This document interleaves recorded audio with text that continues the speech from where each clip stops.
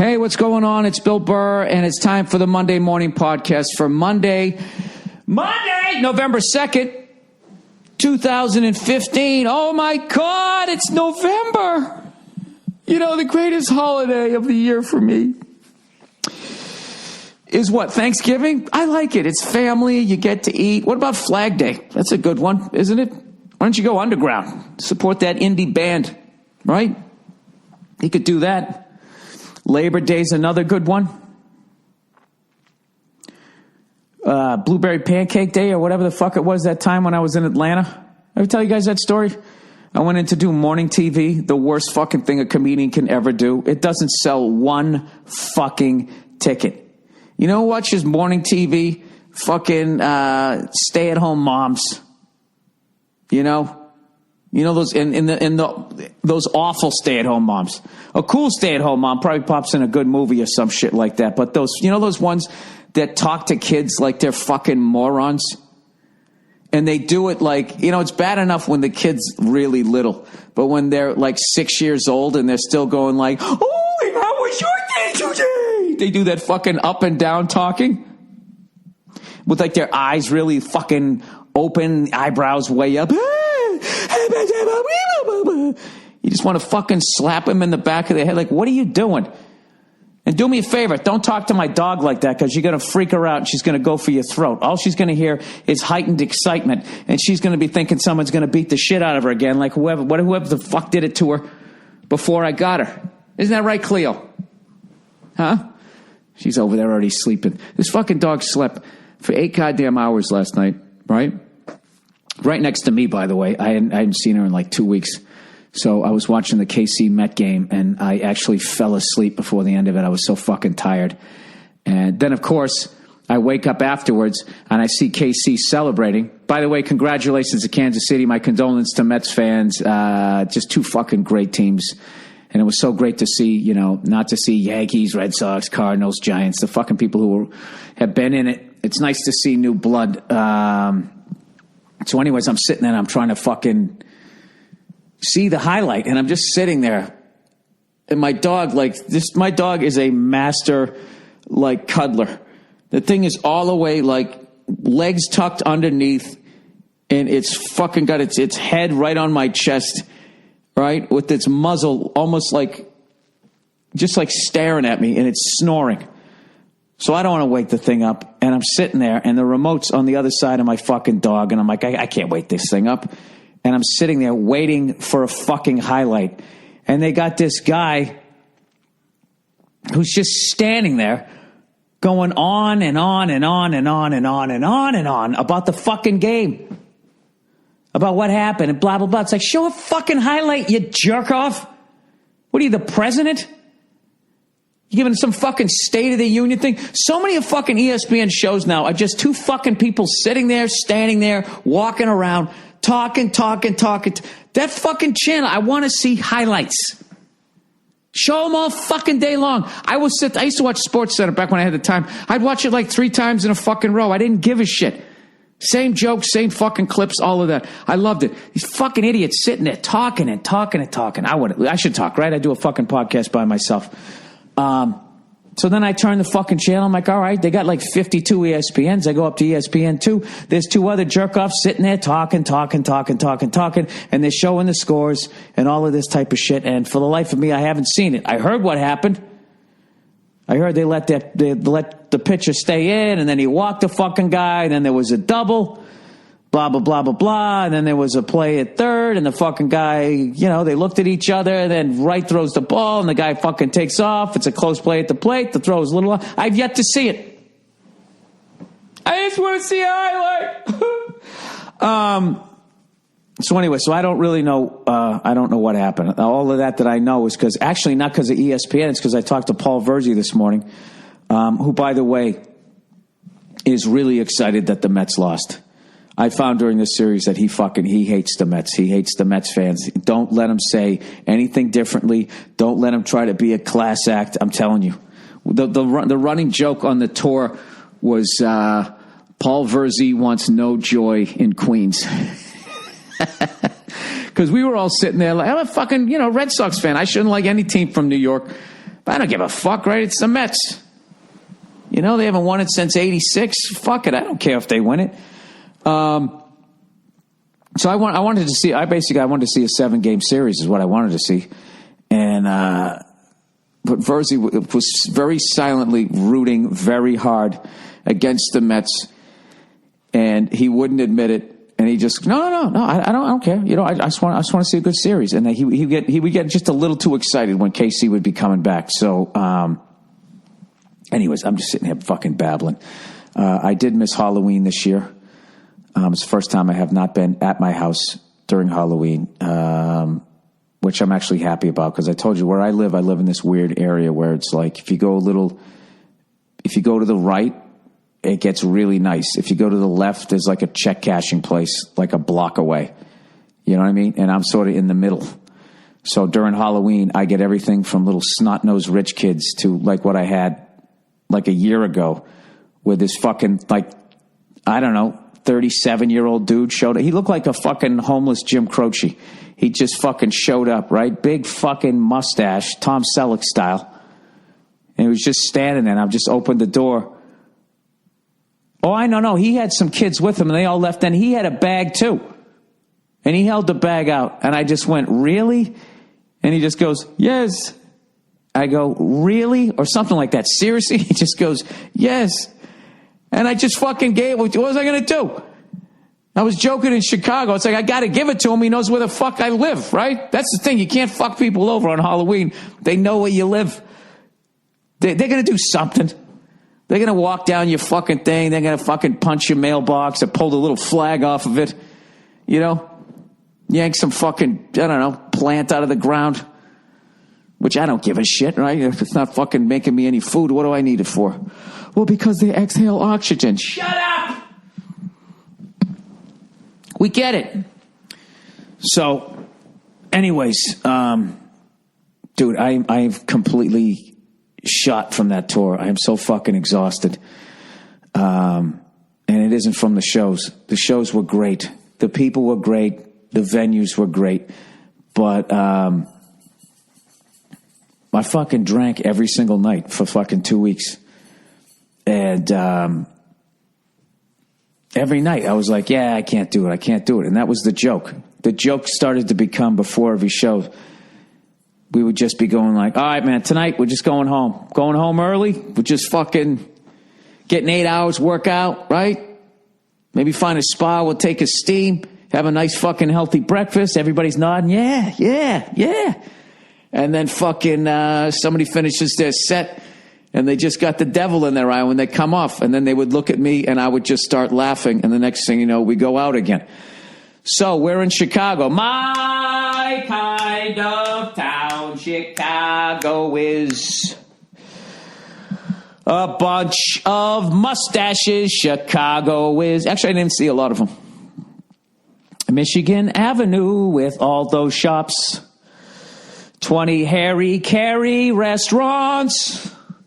Which one's the original? So anyways, we ended up going out one night. I'm trying to piece this together. This is the drunkest I've been in like fucking 10 years. We went out to this bar called the Liars Club. And it was like a bar that basically a bunch of bands hung out at. And we fucking get in there. And I don't plan on doing any fucking damage whatsoever, right? A friend of mine lives in town. She's a photographer. She came down to take some pictures, right? She brings her crew of people. We go out and just fucking get into the bar. And I don't know what happened. They fucking go, what kind of music do you like? And I said, well, I like it. And Bartnick said, I go, how about AC/DC, right? And they just played like all this shit you never fucking hear. All the shit you never hear. Everybody always plays You Shook Me All Night. Although somebody did play You Shook Me All Night long. They played like Kicked in the Teeth, Down Payment Blues, House is on Fire. They played shit off Power Ridge, Flick of the Switch, Side 2, A Highway to Hell. Dude, and me and Bartnick were going fucking nuts. Like, Verzi was an angel that night. He barely drank. He just said he wanted to go home. He was just sitting there.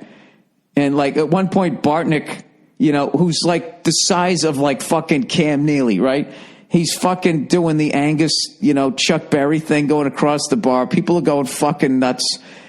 And everybody just kept buying shots. And like an asshole, I just kept doing them. I think I threw down like 9 or 10 shots while I was drinking whiskey. So I was like chasing whiskey shots with whiskey. And, you wouldn't think that you could go out on a dance floor and dance to AC/DC, but God damn it, I did it. Oh, and did I pay for it? I fucking paid for it. And then I by the end of the night, I vaguely remember leaving the bar. It might have been the best night of the fucking tour. We had so much fucking fun. Verzi actually said, like, he was sitting there because he wasn't even drinking. He was going like, I actually was enjoying you and Bartnick putting on a clinic on how to have fun in a bar. He was like, dude, you guys were going, I don't even remember this. He goes, you guys were like headbanging. He's like, Burr, you're air drumming on the bar. And then next thing you know, me and Bartnick are both out on the dance floor dancing to AC/DC. With this stupid disco ball going around us. It was like, if it was a movie, it would have been like, Verzi was saying, it would have been like the montage scene of when me and Joe become best friends before, like, we fucking, before something, whatever happens, sends it in. You know what? Do you remember the Naked Gun? You remember the Naked Gun when Leslie Nielsen and Priscilla Presley are doing all the shit, running down the beach, coming out of Platoon, laughing their asses off? It was basically that. It was that. That's what we did. And the next day, like, I fucking woke up, still in my clothes, in my bed, and, like, I had all these plans. I'm in Chicago. I'm in one of the greatest cities in the country, and I had all these plans of what I was going to do, and I swear to God, like, I couldn't get out of bed. I couldn't get out of bed till like fucking 3 PM. I was like, what? I'm a fucking idiot. And then at 5 o'clock, I went downstairs, and I tried to get something to eat. Verzi came up to my room. And we were just sitting there fucking watching TV, and he was just laughing at how fucking just beat up I was, and of course he felt great because he was a fucking angel that night. And we ended up watching something on TV, one of the sickest stories ever. And we're like, dude, this has to be a fucking movie. And of course, in the end, they said that they were going to turn it into a movie. It was basically about this guy, right? It was this fucking show about serial killers. So of course we're going to watch it, right? And I'm sitting there eating a fucking burger, just trying to, grease always fucking offsets the fucking alcohol. It's awful. I'm out of shape again, guys. That's what I'm trying to say. So we're watching this thing about fucking serial killers. And the whole time they're talking about this drug dealer kid. And we're like, how the fuck does this, and they keep showing this serial killer guy. It's like, and they're showing the drug dealer older, and not in jail and all that shit, going, what the fuck happened? Just the way they put it together, it was riveting. You're like, what the fuck is going on here? So basically what happened was, there was this kid, right? He played football. They called him the assassin because every game he ever played, he took somebody out, right? Was it the assassin? Was that Jack Tatum? Now I forget. It was something like assassin. So he fucking, and just movie star good looks. All right. And he's the star of the football team. And the lady's sitting there interviewing him, going, as he's walking around his high school, going like, so you were basically a legend here. And he goes, yeah, I was. He wasn't being arrogant. He said, yeah. He goes, they retired my jersey. They had like pictures of me up on the wall and all that, blah, blah, blah, blah. All the women loved him. I mean, this guy was just like, he looked like a movie star and his life was a movie. So his big Achilles heel was he didn't have money. And he wanted to keep up with the rich kids. So he started dealing drugs, and he ended up being really good at it. And by the time he was like 20 years old, this fucking guy was making like $1 million a year. Crushing it, right? He's got a fake, wall in his walk-in closet where he's got another room where he's keeping all the money in a safe. He's throwing all these fucking crazy parties. And it almost seemed like this American Greed type story as opposed to this serial killer thing, and they keep going back to this serial killer fucking piece of shit who's killing these girls, these teenage girls. So long story short, he's laying in bed one night and he's just thinking, I got to get out of this life. I'm so sick of looking over my shoulder. I can't do this anymore. How am I going to get out of this? But he's addicted to the money. He's addicted to the life and all of that type of stuff. And he hears this rattling on the door. And I'm thinking, oh, fuck, it's the serial killer. And he obviously fought the guy and won. What the fuck happens, right? All of a sudden the door fucking blasts open. And all these fucking, is it the ATF that shows up when you get busted as a drug dealer? Was that alcohol, tobacco, firearm? I don't know what the fuck it is. So anyways, they fucking come, FDA, Food Drug Administration, the Chicago Transit Authority, I don't know what the fuck it is. Whatever the fuck that thing is, they come fucking blasting through the door, run up, a bunch of guys with the fucking miner helmets on, with the fucking Uzis from a Steven Seagal movie. Go, get on the ground, if you fucking look at me, I'll blow your fucking head off. And the whole thing was over. And he disgraced his family name. And they never said it, but I imagine they probably took his fucking pictures down off of the high school and all of that type of shit. Did some OJ shit, right? Take all his trophies and all that fucking shit. So it's over, right? So then he's sitting in jail. And they try to get him to flip. And this is just some fucking kid from the suburbs, right? So I'm thinking, well, he's out. He must have ratted somebody out. So he doesn't rat anybody out. He's like, I'm not telling on anybody. So then they're like, all right, well, fuck you. So now you're not going to help us out. We're going to fucking give you, the full extent of the law. We're going to prosecute you. So they gave him 10 years. The guy gets 10 years. He's in like a minimum security because, he didn't really have any violent past or anything. He was just getting people addicted to drugs. That's all he was doing. So his dad is devastated and all that shit. And he goes to jail. And meanwhile, this serial killer guy's out there killing these girls. So I'm thinking, what the fuck? And they keep going to commercial. Me and Verzi are looking at each other going, how the fuck are they going to tie this fucking thing together? So long story short, they ended up catching the serial killer guy. I forget how he fucked up, but they ended up catching him in one of those things where you seem relieved and all of that type of shit. And but he had this thing where he wouldn't admit to all of them, and if you came at him, he would just clam up and wouldn't say shit. So he ends up going to jail for either 1 or 2 murders for life. He's never fucking getting out. So meanwhile, there's all these parents whose daughters were killed by this guy, and they don't know where they are, and all they just want is the body. They want fucking closure. And these parents are just tortured by this fucking thing, all right? So they're trying to figure out, because he won't talk to them, he won't tell them anything. And he's also in denial, and he keeps going actually, I didn't kill him, and blah, blah, blah, blah, blah. And then one day be like, oh, I did, and I blacked out, I don't remember. The guy was just a fucking creepy goddamn mess, right? So they end up coming up with this idea that they need a charismatic person to talk to this, to befriend this serial killer, gain the guy's trust, and maybe he'll tell him where the bodies are and that type of shit. So they go to this fucking dude, Captain America. The football player, the movie star looking guy who fucked his whole life up because he got involved in drugs, right?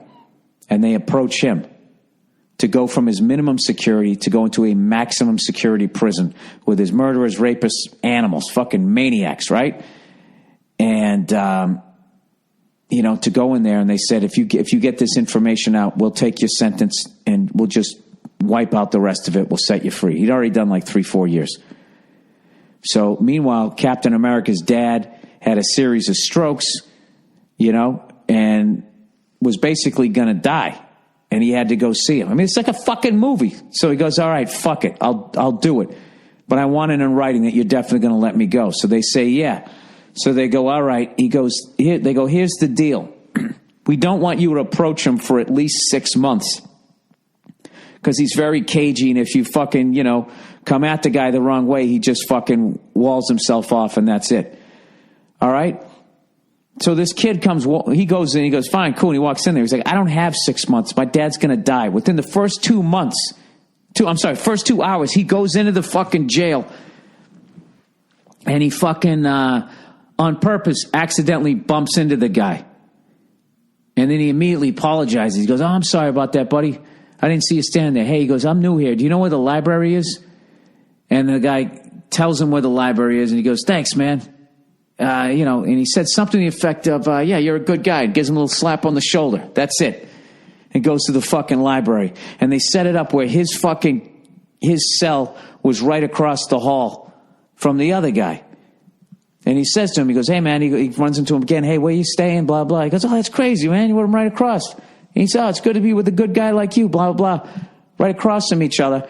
And he goes, so then fucking the serial killer guy, one day he goes, hey, you want to get lunch with me and my friends? And at this point, me and Verzi were fucking laughing our balls off, going like, this kind of social shit happens in prison? Like, hey, some friends of mine, gonna have some other murderers and serial killers. We're gonna get some, maybe get some, a frap and a fucking rap or something. You want to come down? Just kind of hang out. I'll meet you down in the commissary, right? You always think it's all just getting shanked and trying not to get raped, right? So he goes, yeah, cool. So long story, he gains this guy's fucking confidence. And one time he actually goes in and he sees the guy. He's got a map with all these red dots on it and all that shit. And he's trying to get to it and blah, blah, blah. So the guy starts opening up and he finally ends up telling him this fucking stories of all the women that he killed and all of that shit. And sort of kind of mentioned, he gave him like sort of enough information about where the bodies were. And the Captain America guy kind of fucked up. Because once he got the information, he thought he had enough information to find all the bodies and get himself out of prison. And he just couldn't. Oh, wait, I forgot the best part. I'm sorry. This is going to be like a Tarantino movie. Now we're going to jump backwards. Another way he gained the guy's confidence was one day they were sitting in the TV room watching TV. He's sitting next to this guy, and this big fucking giant dude just gets up and turns the channel without talking to anybody. And as he turns the channel, the serial killer, who was like a meek little guy, and he just kind of went, he just sort of said out loud to nobody, he was like, hey, I was watching that. Like, powerlessly, really fucking weird psycho thing. And the fucking Captain America dude walked up to the big dude and knocked him out. Just beat the guy's ass, hit him with an uppercut, fucking forearm shiver, and just sent this guy flying through some chairs. And then they stuck him in the hole. That's what happened. And then when he fucking comes out, tell me this doesn't sound like a fuck. I almost don't even believe it. So that's when he gained the guy's confidence. That's when the dude told him. And the second he tells him, this dude, Captain America, couldn't hold it in anymore. And he goes, dude, you know what? You're a sick fucking piece of shit, blah, blah, blah, and flipped out on him. And then the serial killer just backed up and he goes, who sent you? And he goes, so-and-so sent you, right? And he named the prosecutor. And then he just fucking disappeared. And the map disappeared too. So then it's like they didn't get the map. So there was a thing, we don't know where the fucking bodies still are, blah, blah, blah, blah, blah. But you got him to admit to these fucking murders. So we know that the women are at least dead, blah, blah. Basically, in the end, he did enough where he got out. And the whole time we were watching this fucking thing, we were just going like, this is a fucking movie. Now, I guarantee you when they do the fucking movie, they don't even need to add any mustard to it. But I guarantee you in the movie, he won't flip out in the end. You know, or if he flips out, but then he somehow, and then that'll be the last little like hiccup, like, oh no, they didn't find the map. In the movie, he'll find the map, and then the parents will actually get closure. But in real life, you know, it's not a fucking movie and it sucks. But isn't that unbelievable? That's like it's so fucking nuts. Like at one point they were visiting his old house and he goes, yeah, I used to live here. I had all these cars. I threw like a fucking 20 kegger here one night, and he goes up into the room and he shows the secret place where his safe is. And you know, one of those Fort Knox fucking things. It's just, I don't know, man. It was fucking, an incredible story. Whatever. I know half of it. I'm fucking glorifying a goddamn drug dealer, right? Isn't that what I'm doing? And in the end, I know you guys wanted a happy ending. There wasn't a happy ending because he kind of screwed it up in the end. But they still let him go, though. Which is sort of odd, right? You know what else is weird and uncomfortable to watch at this point? You know all these videos they show where there's cops beating up black dudes and all that type of stuff? You know what's really weird is to watch white kids fucking with cops. Like I saw one kid was doing this thing where he was drinking a beer where you weren't supposed to drink a beer. He did like a magic trick. And the cop goes, you can't drink here. And he keeps drinking. Then he ends up putting it in the bag, and then the fucking bottle disappears. He was like a magician. And it's just like, you know, that made me miss the Chappelle Show.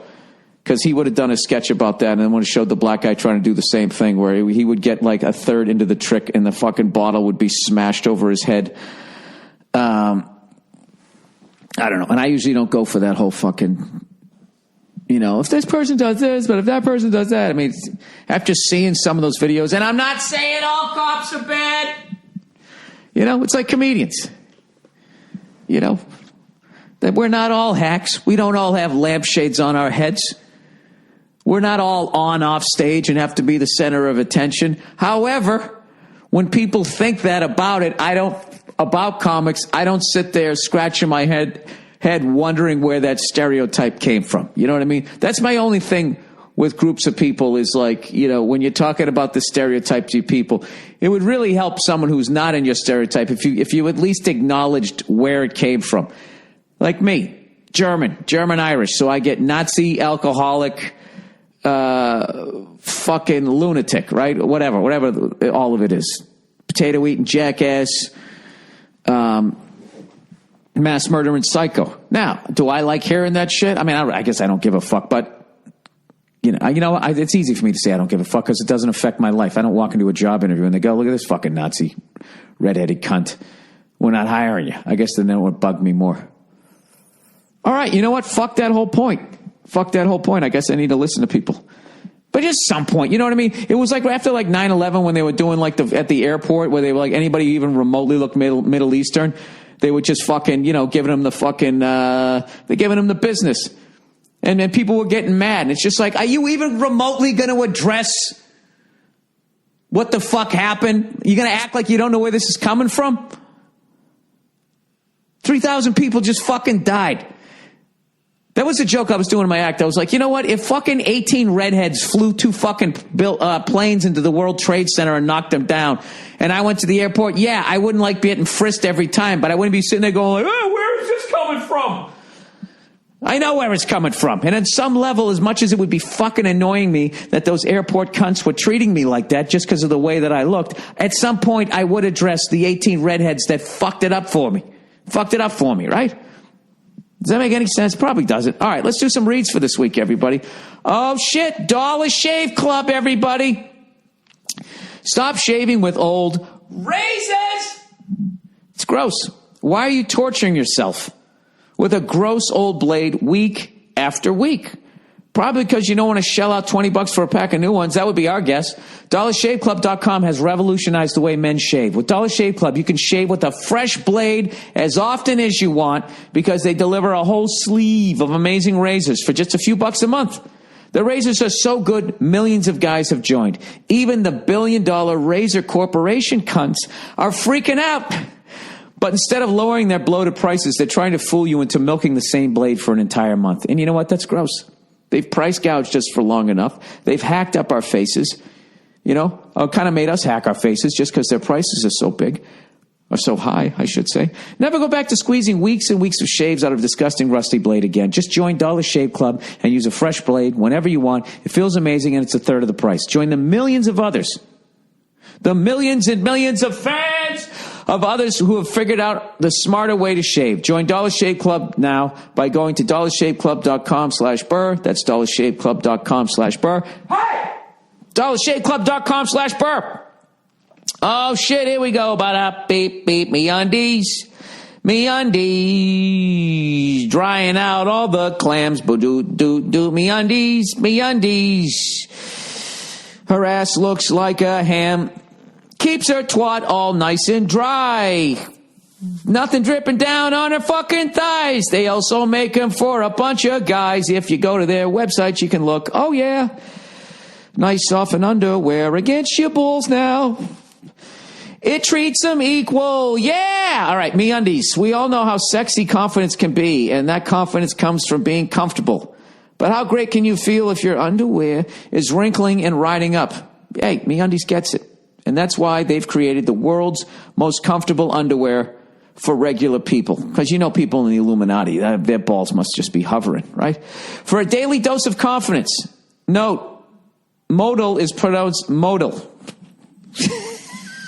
I don't understand why every week. Why they won't fucking show me where the accent is. They put in quotes, all lowercase, MOH-DAL.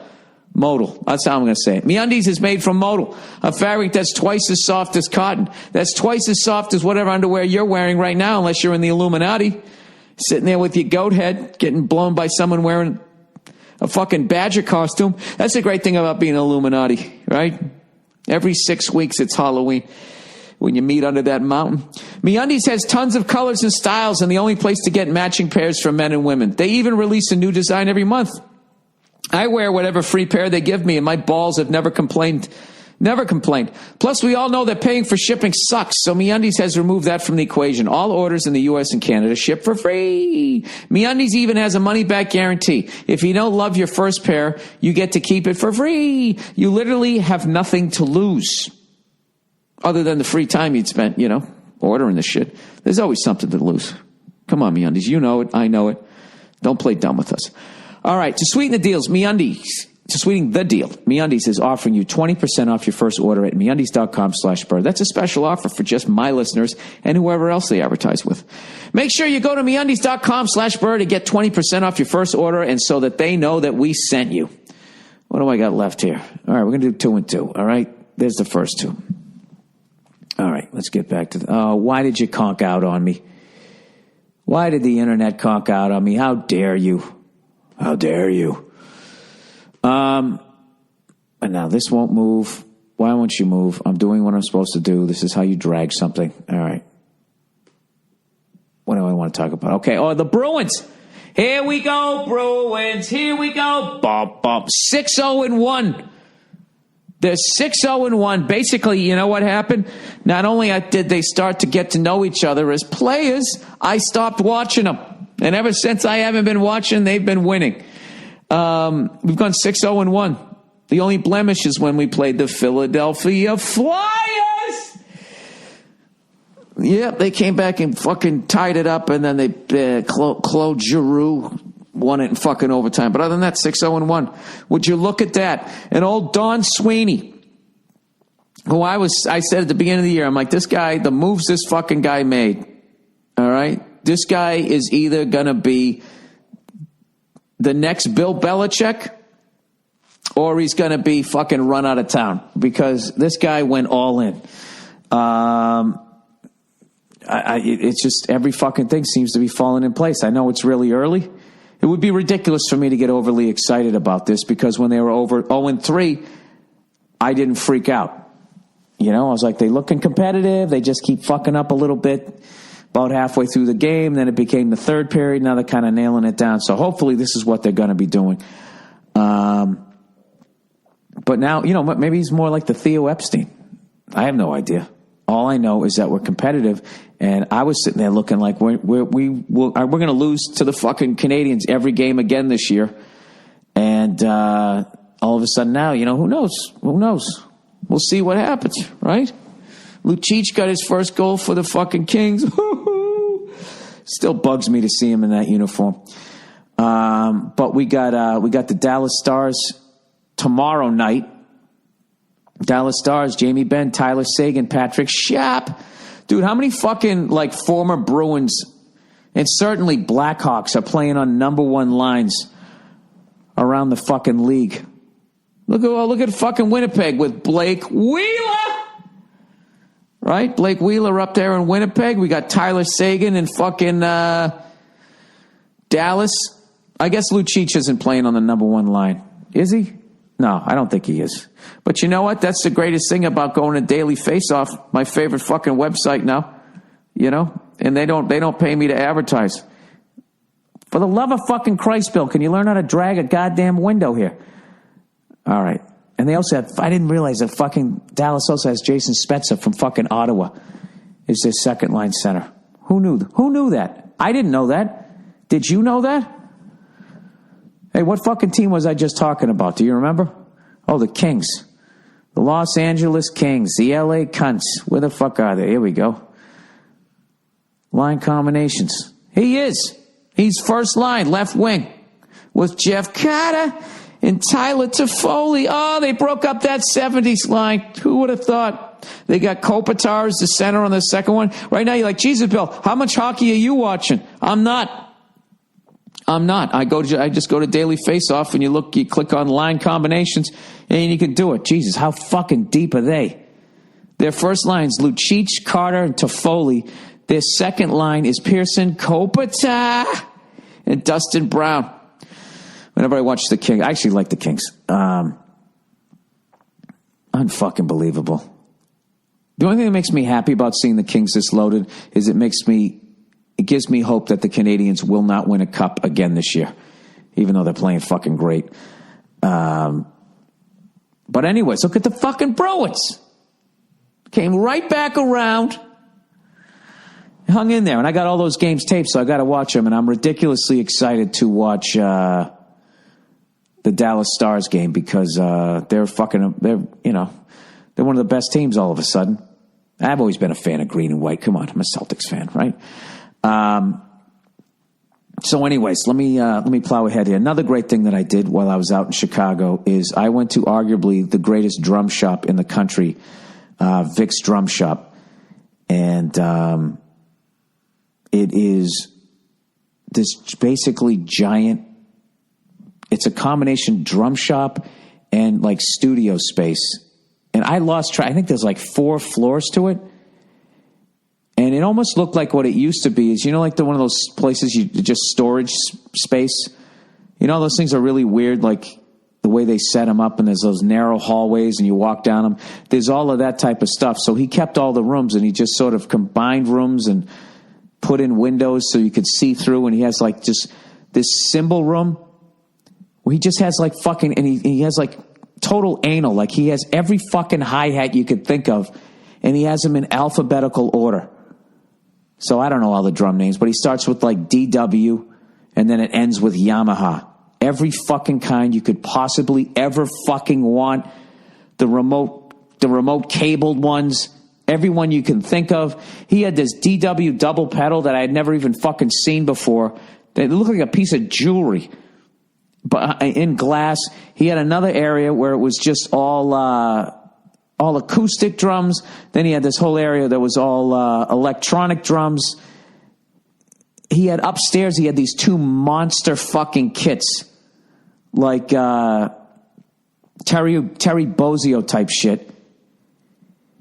I went over there with a friend of mine. He let her play on it, let me play on it. It was fucking insane. It was fucking insane. And I went into one of his drum rooms. It's nice and clean. The drums were all tuned up. They sounded fucking great. And what killed me is I could have been going down there every fucking day playing drums when I was in Chicago instead of being laid up fucking hammered. I got so drunk at the Liars Club. And if you think I'm not going back there again and doing 9 shots and dancing to AC/DC, it's over. Like I'll tell you right now, Vic's Drum Shop at fucking the Liars Club, I'm hitting those every time I go to town. Although next time I'm going to bring the lovely Nia. Chicago is I got all kinds of family out there, and one of the big things, all the men on both sides of my family would always take their wives down to Michigan Avenue, buy shoes or whatever, like throughout all of the last century. So that's something that I have to do at some point. I got to take Nia down there and buy her something, but I could not have had a better time. And I have to tell you right now, if you're a fucking drummer, I don't give a fuck where you live. If you're anywhere there in the Midwest, if you're in fucking Des Moines, I don't want to hear you bitching about the ride. Like, if you're going to make a major purchase, if you're going to go buy a bunch of new cymbals and all of that type of shit, I'm telling you, get in your fucking car, drive to Chicago, go to Vic's, and I'm telling you, that guy, he has everything. He had Zildjian, he had Sabian, he had Pasty, however you say that, Meinl, he had it all. Every fucking hi-hat, it was insane. It was actually like, and he was going over, he had a percussion room, and he was going over the whole fucking thing. It was like sensory overload. I almost had to try to be like, he had like a whole fucking, all these snares. This whole room was just all snare drums. Hundreds and hundreds and hundreds of fucking, the amount of money this guy has invested in just to be carrying that amount of inventory. Another cool thing he had a whole tabletop This giant table, almost like an island that you'd have in like a big kitchen. The whole tabletop, the surface was made out of that material that's a practice pad. So like literally like 20 drummers could stand around it and all be just trying out sticks. And that was, of course, in the stick room. I can't even, like, the whole fucking thing was just, it was just from top to bottom, it was the most insane fucking place I've ever been to. And I was just like, hey man, I wanted to play, if I wanted, how much do you charge for studio time? He's like, hey, like $15 for an hour. I can go play in a kit, while I'm on the fucking road. That would have been the greatest thing ever. So that's my one regret, is that I didn't do that 3 days in a row and get 3 hours better on drums, or who's kidding who? I probably would have gone there for 2. You got to do at least 2, right? The first hour is practice and all the shit you suck at. And then the second hour is just playing to all your favorite songs, fantasizing that you're in the band. I don't think that's weird. I think that's normal for me to do, pushing 50 years of age. So, anyway, I got the big Philly gig. The big Philly gig coming up this weekend and Friday night. And it's going to be me, Paul Verzi, and Joe Matarese. Joe Matarese, Philly native.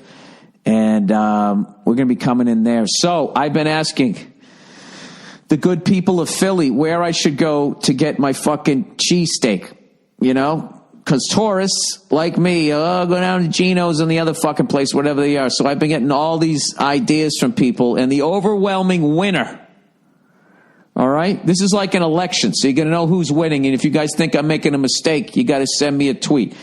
The overwhelming winner, as far as not going to those two places, is John's Roast Pork in Philly. Now, I know right now everybody in Philly either went like nuts, like yes, I should say people from Philly listening to this, either went like psyched that I'm going there, or then I'm going to get a bunch. I don't fucking go there. That place sucks. So overrated. I went there and it was fucking dry. So John's Roast Pork, Philly, I mean, that sounds delicious. So I think that's where I'm going to go. That's where I'm going to go after the show. I'm going to go over there. I'm going to stand in fucking line. As of right now, unless somebody tells me, unless enough people tell me differently, that's where the fuck I'm going. That's where the after party's going to be. I'm going to go out and get a fucking cheesesteak. And you know what? I can't fucking wait. I can't fucking wait. That's going to be great. I just fast forward in my life. So anyways, but like I said, I'm going to try to be a good boy here this whole week. I'm going to be working out and doing all that type of shit. I got to get my ass back in shape. I put on probably like 7 or 8 pounds over 2 weeks. Maybe not that much weight. It just feels like I did. But you know what? I'm in town here for a good 4 or 5 days before I have to go back out again. And I'm just going to eat perfectly and work out. That's what the fuck I'm going to do. That's what I'm going to do. And I think just from just literally not drinking at this point, that alone will be enough for me to drop a couple this week. So if I drop a good, 3-4 before I do the Madison Square Garden one, I should be happy, right? All right, so there you go. So that's the... did anybody see that fucking Giants-Saints game? Did you see the Giants-Saints game? It's one of the most fucking insane games I've ever seen in my life. One quarterback throws for 7, Drew Brees. Eli throws for fucking 6. Did you you want to see, every time I watch the Giants, there's something that reminds me, not every time, but a lot of times reminds me of losing Super Bowls to them. That fucking drive that they had, the football gods love Eli. I don't ever want to see that guy again in the playoffs. He fucking comes down the field, right? They're threatened. They're down by, what were they down by? They were down by 14 at that point. It was like 42-28. Nobody had even attempted a fucking field goal at that point, I believe. So, probably hadn't punted either. So they fucking, whatever. They call a pass play. He drops back to pass. Somebody comes right up the middle, fucking drills the guy. He fumbles the ball. Saints recover. There's like 13 minutes left or 12 minutes left. It's not the nail in the coffin, but like if the Saints drive down and fucking score a touchdown or even kick a fucking field goal, they're 3 scores up with probably 9 minutes left. They are ridiculously comfortable at that point. All right? The defense would probably be a little deflated because they sense it too. The Saints would be on their toes. You know, just a game changer, right? Football gods step in. Football gods step in once again.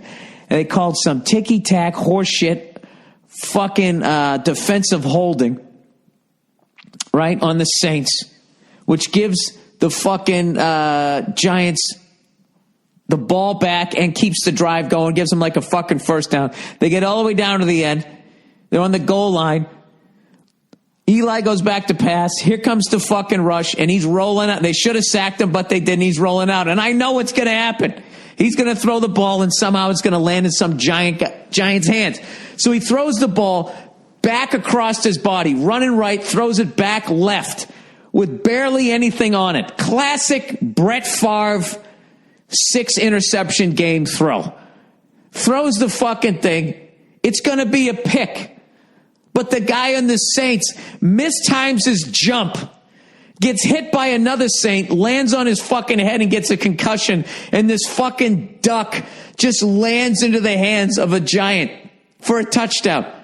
I've never seen a guy, the horseshoe that is up this guy's fucking ass. I looked at it, I was like, that right there. If we play them again, that's how we will lose. We'll lose to them just like that. Exactly to a fucking T. I don't know what it is. That guy has the fucking magic. And there's nothing, too. Now that I'm saying this and being a whiny cunt fucking Patriot fan, that guy also made some fucking sick-ass throws.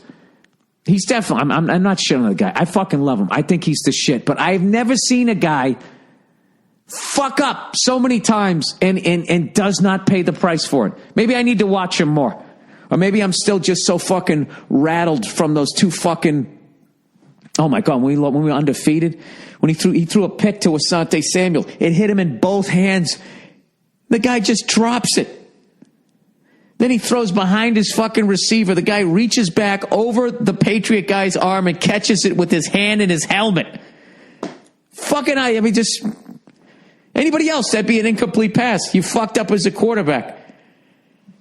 Or it'd be a pick. I'm telling you, I've never fucking seen it. It's insane. I never want to see that guy.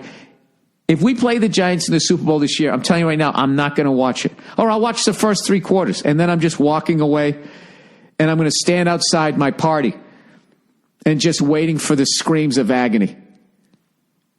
I know it's going to happen. What the fuck? When that happens, I'm just going to walk away. I'm going to walk away. I'm not going to watch ESPN for like a month. I might even take a month off from my podcast. I didn't even want to fucking see it. I'm telling you, this guy, he sold his soul. Something happened. Isn't that right, Cleo? Come here. Get over here, buddy. Get up on the couch. What do you say there, buddy, huh? What do you say? Want to hear? Listen to this. You never do the fucking moan when I give you the hug. She does this thing. I come up, she give her a hug. She goes, "Arr." You stink, buddy. You know that? I'm going to give you a bath. You want a bath? Oh, there's the look. Why don't dogs like getting baths? You know what I mean? They hate the process, but then afterwards, they fucking freak out. I can't tell if it's because they feel good or they're just psyched that it's over, but it's almost like watching a junkie just keep using rather than just going. If you just go through a little bit of misery, you know, you're going to be all right. Huh? Mwah. All right, let's read some letters. Cleo, you want to chime in on some of these? All right, cross-country lady. Hey, maybe I can get Nia up here. She hasn't done the podcast in a minute. Hang on one second. Hold on. Well, no such luck. I thought she was downstairs. Where is she, Cleo? All right, cross-country lady. Bill, I'm a 25-year-old girl. You're a woman. You're a lady. I'm pretty responsible and competent and don't whine like some broads over there. I'm not one of those girls who can say they know how to change a tire, but I've done enough that I think I could if I had to. Yeah, you can change a tire.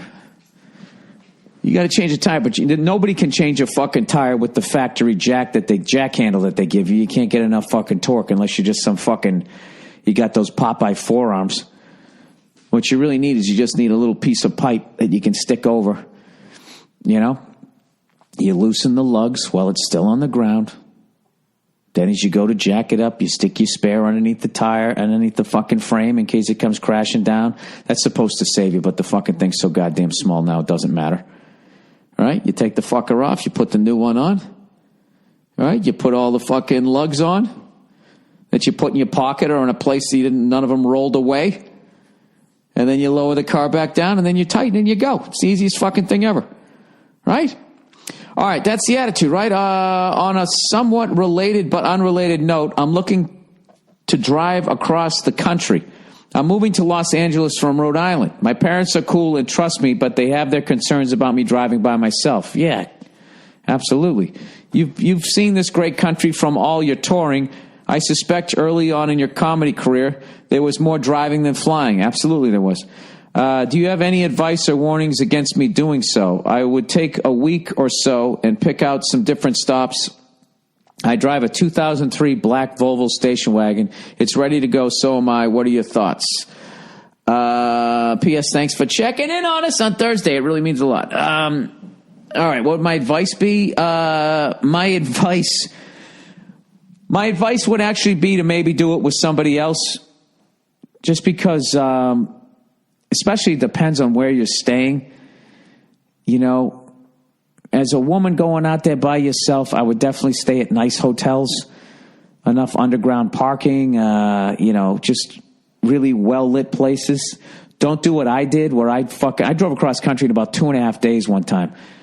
My big square 1990s TV in the back, and I would just pull up to shitty hotels and I would just sleep in the car because I didn't want to drag all my shit out of the car into the thing, so I just slept there like a fucking idiot. Someone should have broke the window. By the time I realized what was going on, my throat would have been slit. So I would do it with somebody else. If you're going to go during the wintertime, you want to get south as quick as you can.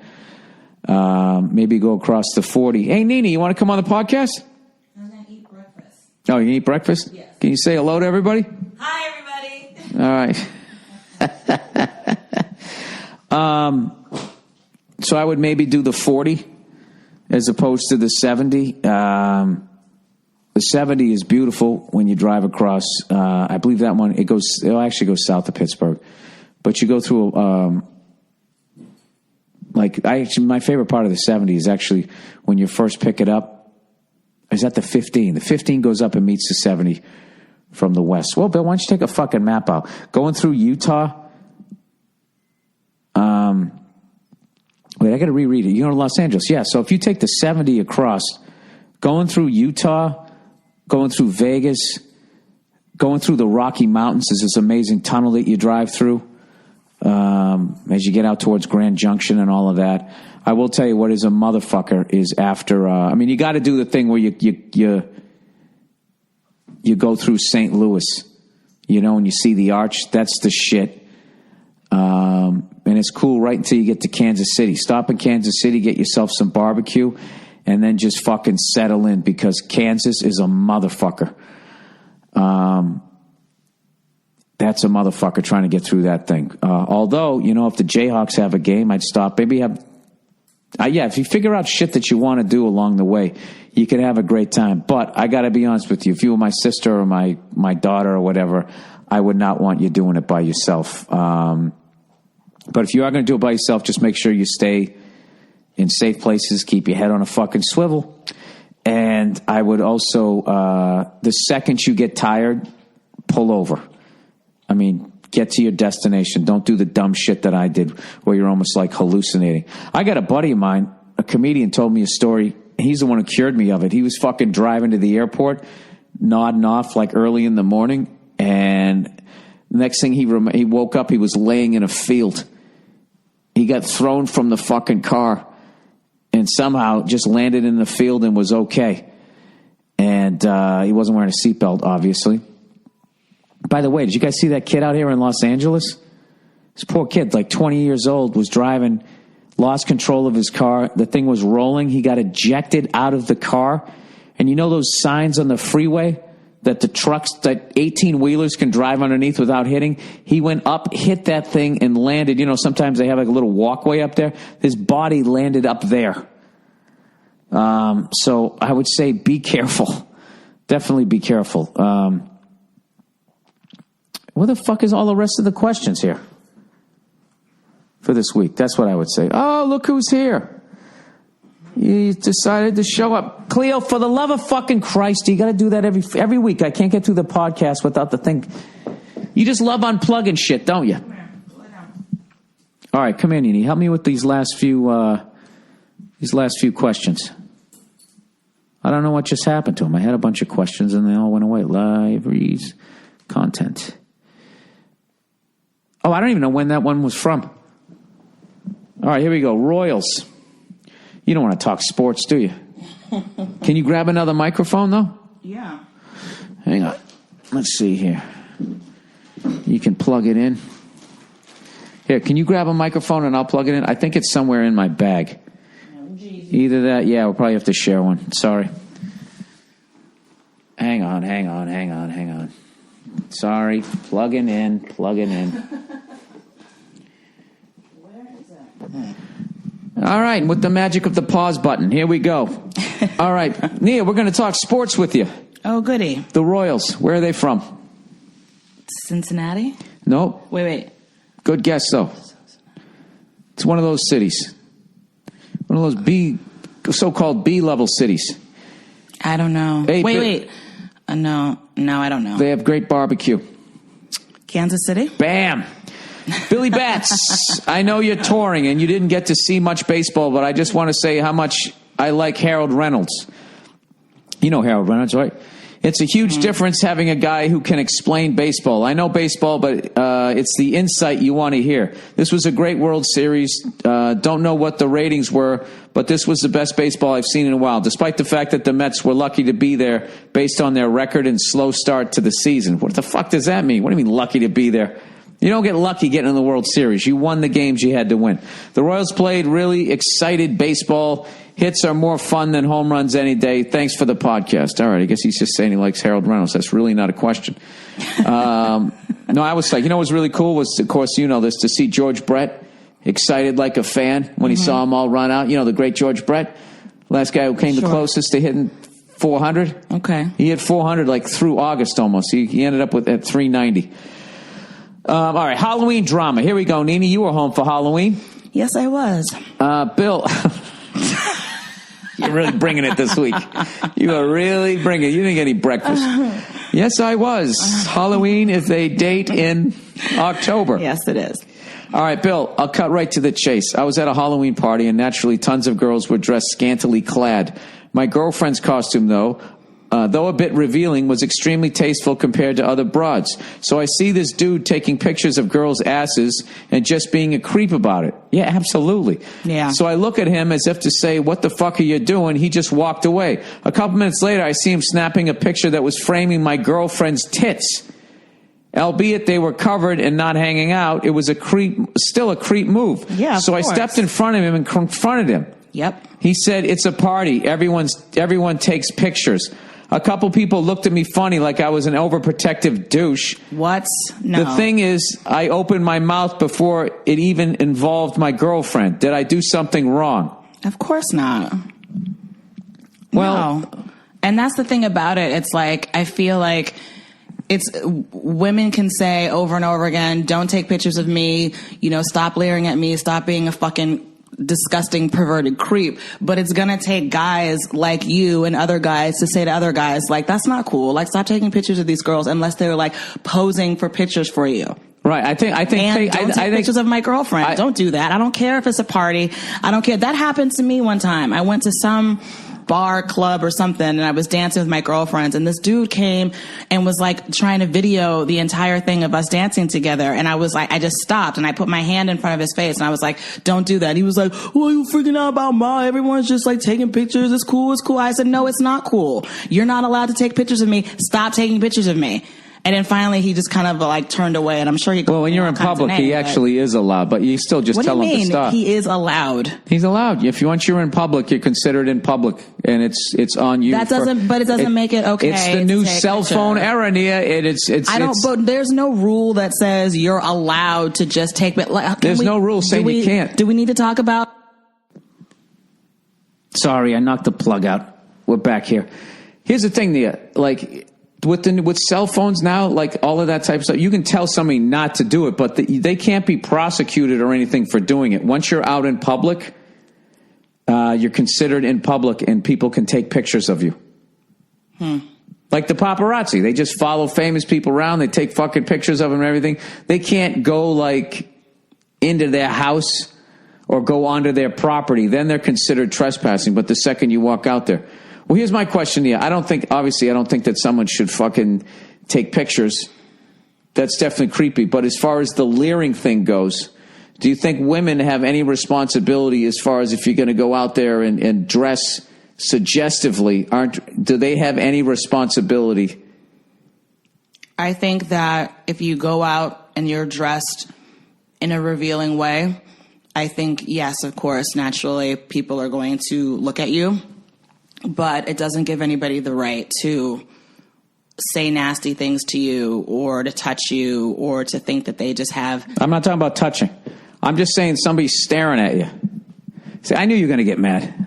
No, I knew you were going to get mad. I'm just saying, like, it's like, if you don't want that to happen to you, right? And I can wear whatever the fuck I want to wear. That's the bottom line. So can I. I can walk down the street wearing a fucking suit made out of dollar bills, and then when I get hit over the head and mugged, I'm going to be like, I should be allowed to blah, blah, blah. There's like the way you wish the world could be and the way it really is. I agree, but I don't think that anyone should feel like they have access to you on those levels just because of what you're wearing. It's still not right. Absolutely it's not right. But we're saying the same thing. I know, but my thing is you know that there's creeps out there. Mm-hmm. You know that there's animals out there. Mm-hmm. Why would you put yourself in the crosshairs of them? Because it's not about them. It's about what it's about you. Or the person wants to wear. Yeah. And so if I want to go out and wear something sexy because I'm feeling myself, then I'll go out and wear something sexy. And I would expect that people would look at me, sure. But would I expect them to start like taking pictures and shit? No. I'm not saying pictures. I'm saying the leering thing. Like, as a guy, you're going to get looks. On the guy side of it is when a woman shows up with their tits hanging out, okay? And you look at her tits and then she gets mad. We're always like, well, fucking put them away. And then it's always like, well, I should have a right to have my tits out. They're my tits. You know, and then we get yelled at like we're these fucking lunatics. And it's almost like that in policing, that's like entrapment. Well, I think first of all, no one's fucking thinking about you, all right? You're not fucking Marion Barry. This isn't entrapment, okay? So, yes, looking at the tits, I get it. But if you're just standing there like, the entire time, it's like I start feeling fucking creeped out and weirded out and unsafe. So have your look and keep it moving. Okay, so that's definitely fair. Have your look and keep it moving. I love it. That's the rule. So let me ask you this. But don't try to invade my space and try to get into my head and all that kind of shit. Like, don't do that. Right. Have your look. Keep it moving. All right, here's my question for you. What's the difference? What's the time? We'll put a shot clock on this. You know, in the NBA, they got a 24-second shot clock. The difference between having your look and leering. How many seconds before you're a shot clock violation and you turn over the ball? I think anything beyond 5 seconds. 5 seconds is a great look. Yeah, 5 seconds should do it. The old up and down, nice maybe a little smile. Keep it moving. All right, now that took less than 5 seconds for you even to describe all that. Well, so I think 5. You want to hear 5 seconds? I'll show you 5 seconds.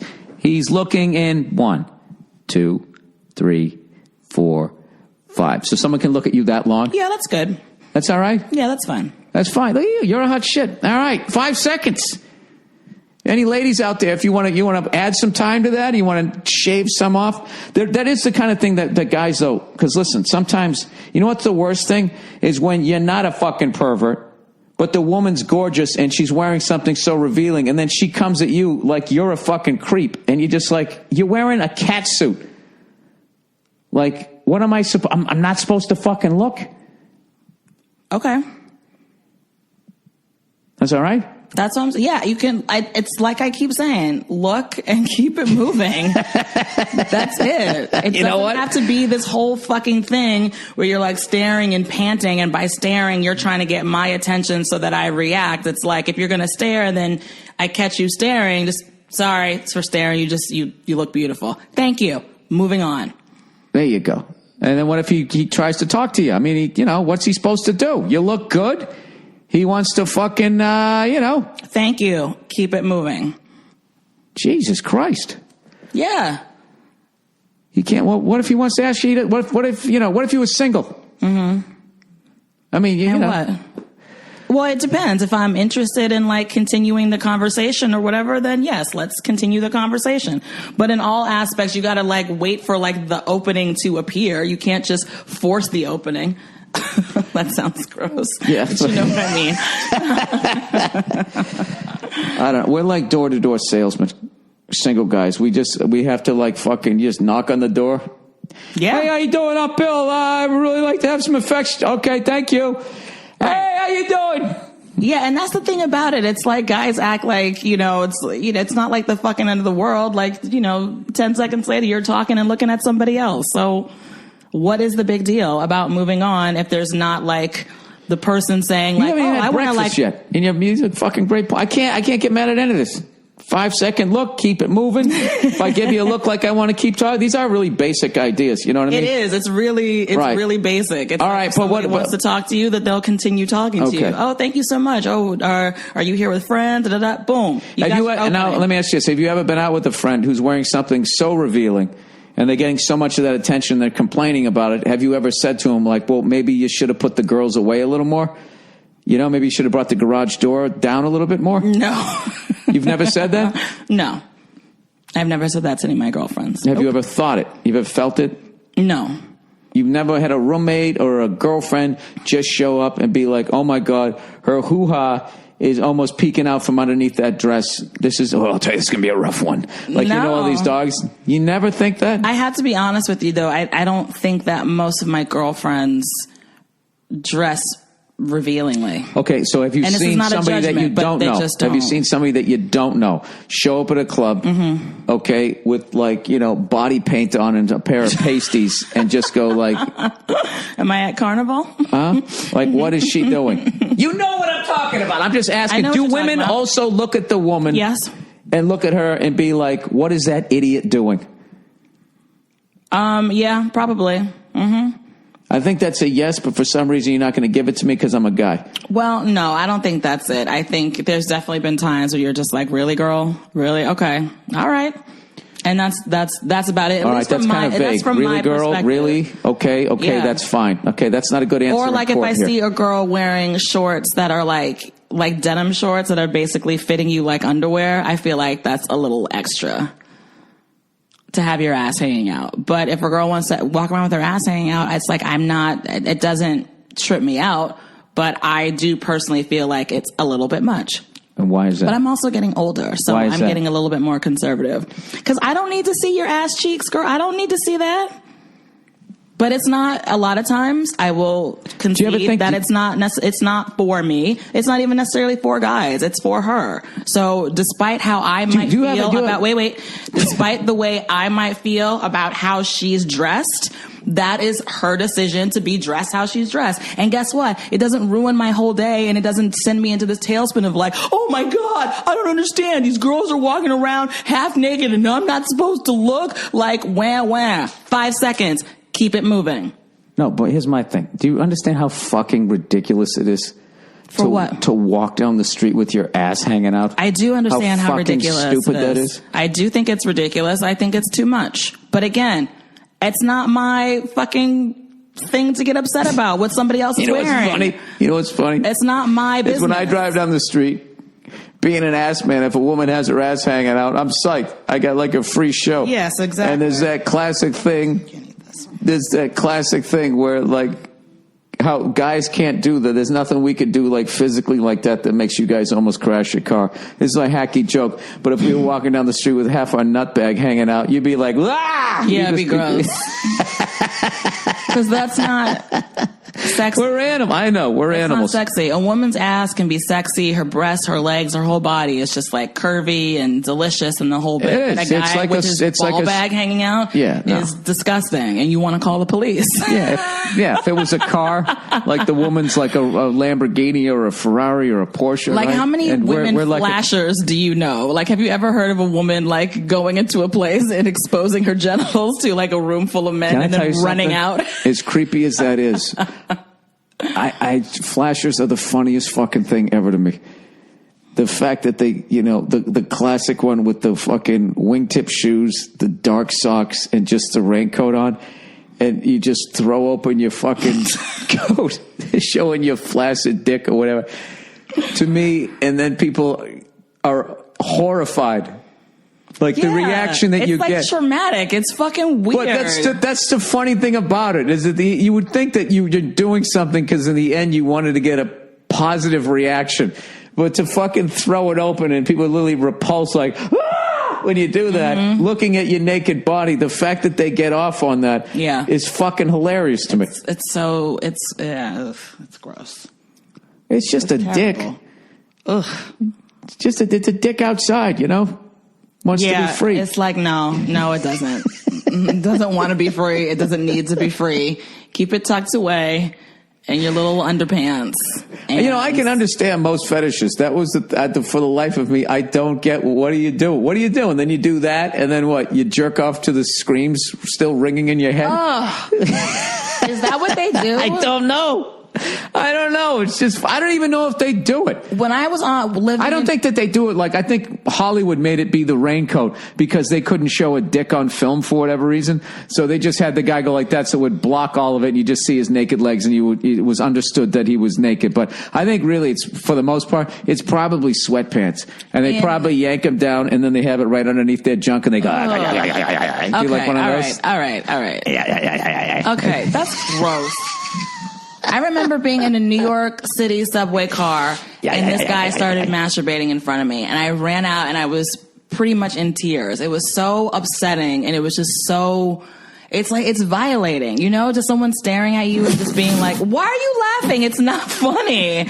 It was really upsetting. See, you don't fucking get it. I know. I think you should have laughed at him and pointed right at his dick. Well, you that's exactly what he wanted. He wanted to me to keep watching it and No, he wanted you to be fucking shocked. I don't know who the fuck knows. Either way was just horrifying, and it felt terrible. It was a real violation of me. You can't just see a stranger and just start jerking off. What the fuck is wrong with you? Take a mental picture, keep it moving, get home, and then rub one out. Yeah, save like it for a gentleman for your dirty studio roach-infested apartment. Well, why? Just because he jerks off on the train doesn't mean he can't be successful 9 to 5. I don't really care about his success if he feels the need to jerk off in Maybe public. He's one of those guys. You are not a success. You are a failure. I got to think afterwards, after you're done doing it, at some point when you come home and you're brushing your teeth and you look yourself in the mirror, you got to be like, wow, I'm that guy that jerks off to people on the train. I'm sure they hate themselves, and they should. Look at Cleo, half on the bed, half off. And I'm sitting over here like, what do you want? What do you want from me? All right, Halloween drama. Okay. Yeah, so getting back to that thing, he didn't do something wrong. The other guy's a fucking creep. Yeah, you should definitely interject when shit like that is going on and let other men know that's not cool. All right, hologram comedians. Hey, Breaking Bad Bill, have you heard that a comedy club in New York might showcase Carlin and Pryor holograms? Okay. I mean, I don't get that. That's fucking weird. That's like a live wake to me. Why? I don't understand the point of. It's so stupid. Just go home and watch. It's going to be material you've already seen. So all you got to do is you just go home and you just put in the DVD. I would like to have been there for that Tupac hologram at Coachella a couple years ago. That would have been interesting, only because, you're probably on a ton of drugs at Coachella and stuff like that. So you're just there are all these videos of people recording it, on their phone, and you hear people in the background going, I knew it. And people being like, I told you, he was actually alive. And then they're like, oh no, wait, it's a hologram. You know what I don't like about it? What I don't like about it is Tupac didn't agree to do the gig. He didn't agree on the money. Who owns the rights to his likeness? His mom, probably. And she probably gave it the okay. Can I tell you something? Really? What is that? The after-school special version of entertainment? I'll tell you right now. I bet I'm going right now. In the future, I bet all dead celebrities like fucking scumbag people in this business will own their likeness. They'll somehow trick their fucking next of whoever into fucking selling the rights to them, and they'll still have these people touring, and they'll put together like these hologram fantasy teams, and they'll make money off of these people, and their loved ones won't get any of the cash. That's what I'm getting. That's going to be the lawsuit in the next 20 years. That a dead fucking George Carlin went on tour and grossed $20 million or something like that, and none of his next of kin got any money. And then some fucking little piece of shit will have no comment. Yeah. You don't think so? That's what I think about that. I hope that doesn't happen. Of course it will. They already fucking, they started using them in commercials. They had like a dead John Wayne selling like fucking an Xbox or something. It's fucking ridiculous. All right, cross country. Watch some. Here we go. Cross country. Oh, I already did that one. Oh, this lady said really quickly, she was saying she's a 25-year-old girl and she's going to be moving across the country. She's driving L.A. to Los Angeles. She's driving the car by herself. Obviously, get the whole fucking thing tuned up. Please be careful. Yeah, right? That's what I was saying. Be careful. I said she should do it with somebody else. What do you think? I mean, yeah, she'll be able to handle it. She'll be all right. Just be careful. Yeah, just make sure that car is running perfectly, and make sure you don't stop in any sketchy fucking motels. It always makes me think of your bit about Murderer's Buffet. What did you call it? A serial killer buffet? Serial killer buffet, a motel. Motels. They just on walk the down, ground floor. Where your door opens up to the parking lot. Yeah. Serial killer buffet. I'm killing this guy. I'm killing that guy. That one's all right. Yeah, you stayed in that fucking hotel from No Country for Old Men. Right. All right, LegalZoom, everybody. I got to do a couple of. You want to listen to me do the reads and then sign off? Sure. All right. Oh, Jesus. LegalZoom, everybody. Somewhere along the line, I know I pissed you off in the flasher thing. Mm-hmm. Did I? No, I don't know. Just in general. But go on. Just an in general annoyance of me? Yep. But please. Really? Read your ads. I come back off a 2-week tour, conquering fucking goddamn hero. I was so happy to have you. And within 24 fucking hours, you're already sick of me. That's what you're saying? Unfucking believe. You know what, Nia? If you ever leave me for the rest of my life, I'm just going to be that guy. I'm going to have dogs. I'm going to have dogs, and I'm going to go down to a massage parlor every day, get one rubbed out, and I'm going to be good for the rest of the day. Dogs and the fucking NHL package. Tell my jokes. That's it. Yeah. Your lawyer goes to call me. I'll be, what does she want? What does old Sweetie Cakes want? Don't talk about that. Don't say that. You dumb bowl of oatmeal. Is that oatmeal or is that sugar corn smacks? No, it's... Are you steel cutties? Granola that has dried banana in it for some fucking reason. All right. LegalZoom. You don't like bananas. I don't like the texture. I hate when you say that. Why? It's always a food that I like, and then you go, why don't you like it? I don't like the texture. You're such a narcissist that I can't even not like a certain food, and you get offended by it. Like, what do you care if I don't like bananas? Certain words I don't like. I don't like. It annoys me. Why, Bill? I don't like texture. Who says that? It's a legitimate thing. I don't like the texture of banana. It feels weird in my mouth. It's not a sofa. Like it's a fucking piece of food. Okay, texture can refer to things that aren't just like furniture. All right. I just hated it. I don't like the texture. Like you're some food critic. Just be happy God made it and eat it. Good luck. LegalZoom. Say that someday. Someday in the afternoon. Yeah, you're gonna go. You go meet God. You tell us. I had a great time. Thanks for by the way, can you work on the banana thing? I didn't like the texture. This isn't like a human being. I'm allowed a goddamn to not monkey like bananas. throwing a bunch of different combinations. Because it's all natural. So what? It's like your weed, man. I don't have to weed is. Oh yeah, well that's a good thing. Hey, it's good to see you. Yeah, you too. It is good to see you. I'm psyched to be home. Fucking jerk off. Oh, Jesus.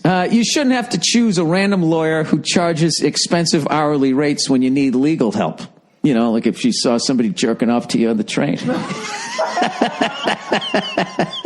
But the legal system is so complicated. What other choice do you have when you need help and your business with your business or you want to protect your family. Start with LegalZoom. They make it easy for people. For more than a decade, they've provided a way for regular people like you and me to conveniently navigate the legal system. LegalZoom's not a law firm. That's how they provide such great value. They don't rely on charging you by the hour like those lawyer bastards. Instead, you'll get a transparent pricing and customer reviews so you know exactly what you're getting up front. If you need help with your incorporations, LLCs, trademarks, last wills, living trust needy, and more, LegalZoom's the smart choice. They got the right people on hand to answer your questions, and if you need legal advice, well, goddammit, their network of independent attorneys can provide the straightforward, tough talk to turn this town around. The guidance you need in most states. Don't let legal hurdles become an excuse. Go to LegalZoom.com today to start building your own future the right way. To save even more, enter Burr in the referral box at checkout. That's LegalZoom.com, promo code Burr. Hey! LegalZoom.com, promo code Burr. All right, Stamps.com. Getting your mail and shipping done can seem... I just delivered that like some weird actor. Let me do this again.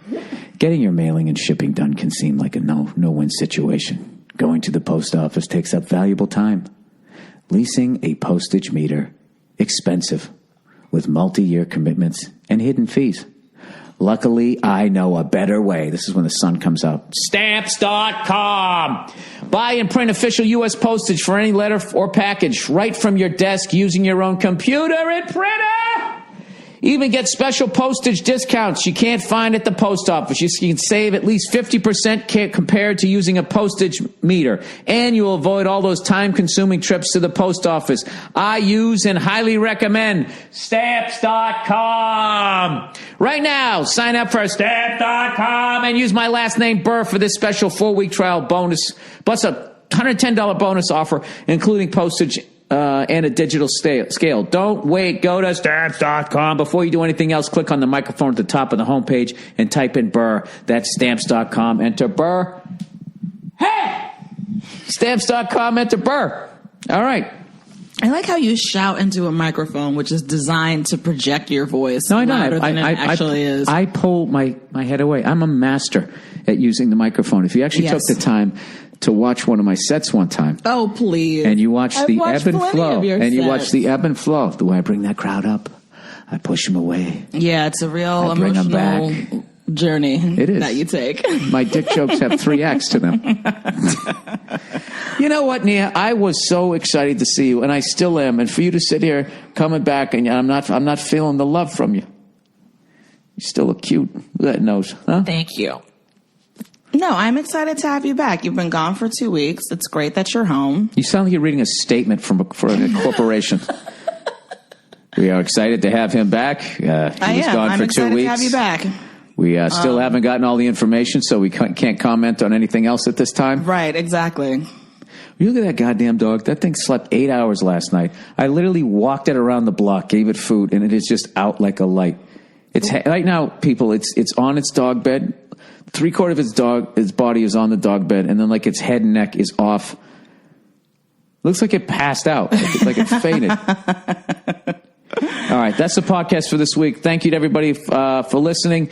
And hey, Nia, you're a huge cheesesteak fan, right? I love cheesesteak. I love cheesesteak. I don't like the way you said that. It's my favorite sandwich. I felt like you were leering at it. Just look at the sandwich and keep it moving. Keep it moving. You're like, I love cheesesteaks. It's my favorite sandwich in the whole world is a Philly cheesesteak. Do you have to say Philly cheesesteak or can you just say cheesesteak? When you're in Philly, you say cheesesteak. But everywhere else, you have to say Philly. When you're in fucking France, you just order onion soup. You know, can I get French onion soup? They're like, well, you're in France, you fucking idiot. So everything here is going to be French onion soup. I guess that's true. Actually, whatever. Okay. Everyone's telling me to go to John's Roast Pork. And doesn't that just sound good? The name? Oh, it's a place to eat. Yeah, because what are the two touristy places? It's Gino's and what else? Oh, come on. I forget. Gino and Rabinowitz's? Yep. Chino's. Oh wait, Philly. Yeah, there's the two. They're right next to each other. Places, right? Yeah. Hang on. Gino's Steaks and then the other one.